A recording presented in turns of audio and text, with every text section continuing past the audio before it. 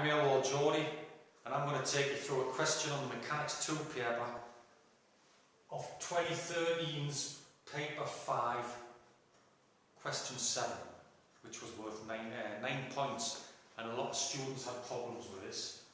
So let's take a look at the question. Right, here's the problem right here. You might want to pause the video and read it. Basically, we need to find the angle, the minimum angle theta can be for this thing to remain in equilibrium, okay? If theta gets so small, gets too small, or the plane gets too flat, too close to the horizontal, the whole prism will topple towards the left, okay? That 15 newtons force will overcome the weight of the prism, and it'll topple to the left. So we want to know which value of theta will prevent that prism from toppling, okay? That's basically what we're going to calculate now. So we've looked at the problem, and I've redrawn it in two different formats here. The first format on a level plane, the second one's increased a bit by an angle theta on a lamp there. So, from the first diagram, we know that angle there, the big angle of the cross-section of the prism, is 2/3 pi. That means this little angle here must be 1/3 pi radians. And it means using the angles of a triangle, angle alpha must be pi over 6 radians.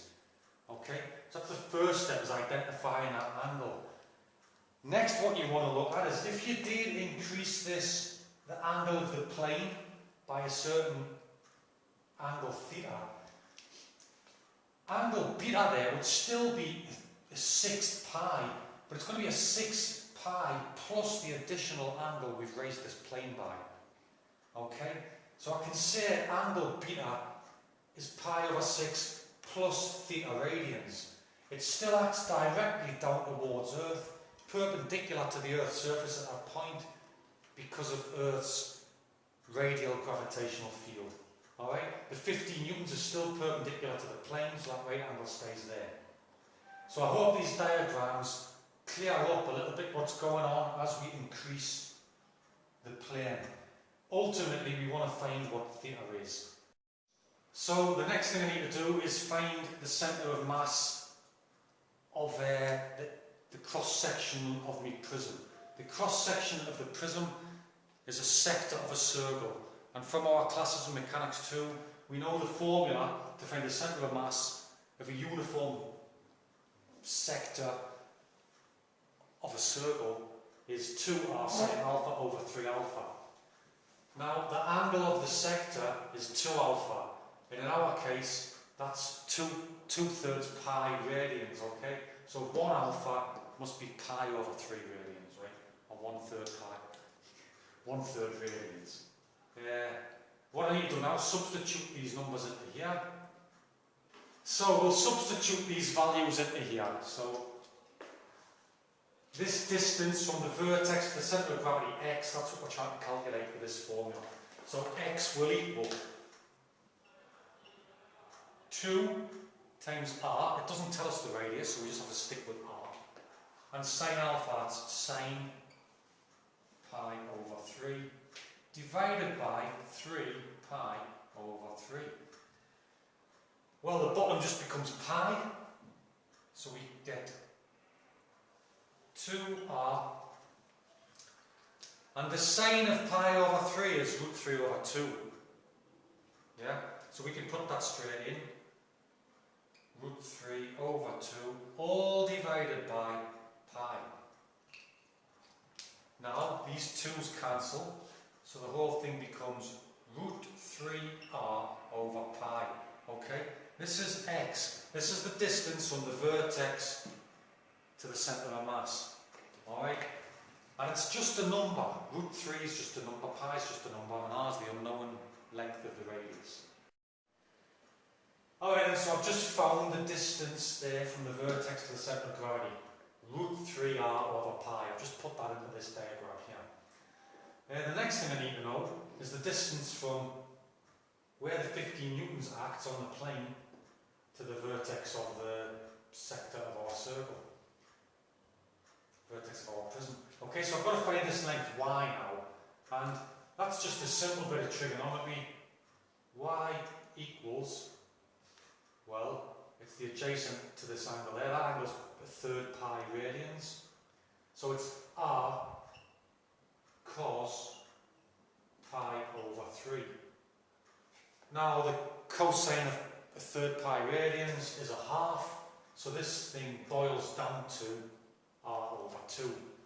Everything's in terms of r because we don't know what the radius of this sector is. Okay. So this is the force I'm concerned about, and that's going to be 20 sine this angle here, beta, which is this. So let's just write that in. This force F equals 20 sine pi over 6 plus theta. Okay, and now I've got a distance, a force, acting perpendicular, a distance and a force. Now I can form an equation, a moment's equation. Now for this thing to be in equilibrium, this force must be greater than that one. Right? This moment must be greater than this moment. So I need to put this in an equation. How can I do that then? Well, my force and my distance. So the moment's about the vertex. Right? This force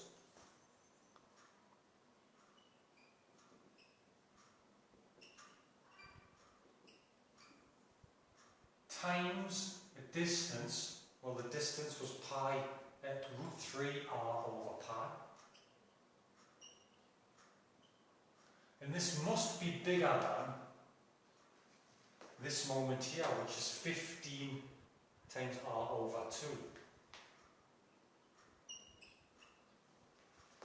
Right? If that's the case, this thing will remain in equilibrium. If this force is less than that, it's going to topple to the left. Alright, so let's do some simplification here. I've got 20 times root 3 times r, all divided by pi.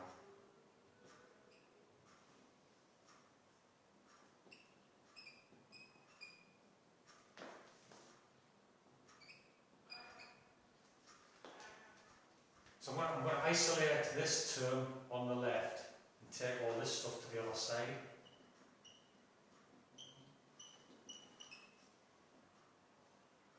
So that's going to be 15 pi.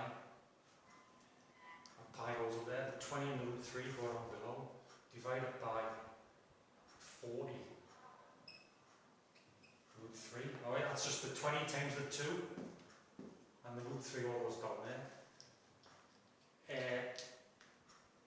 I take the inverse sine of both sides, so I get pi over 6 plus theta is greater than. They cancel a bit, don't they? 3 over 8.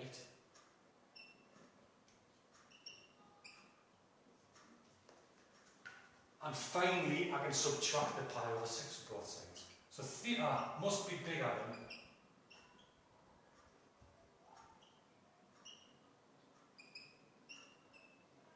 minus pi over 6 radians. Alright, this is the final answer. Theta must be bigger than that. Whatever this angle comes out of. I'm going to bang this in a calculator now and see what I get. Of course, the calculator must be in radians.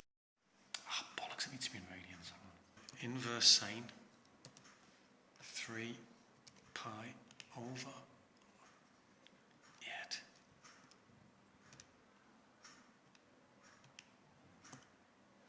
And subtract pi over 6 radians. And hopefully that'll come out with our answer. 0.224 radians. Must be more than 0.224 radians. Alright, and I hope that helps anybody having problems with their mechanics 2 equilibrium. Thanks for watching, see you later.